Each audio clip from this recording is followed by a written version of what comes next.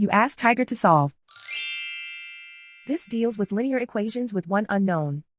The final result is z equals 15. Let's solve it step by step.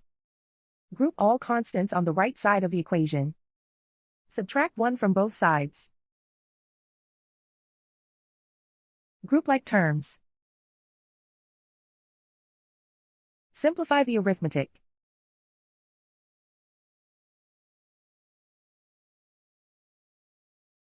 Isolate the z.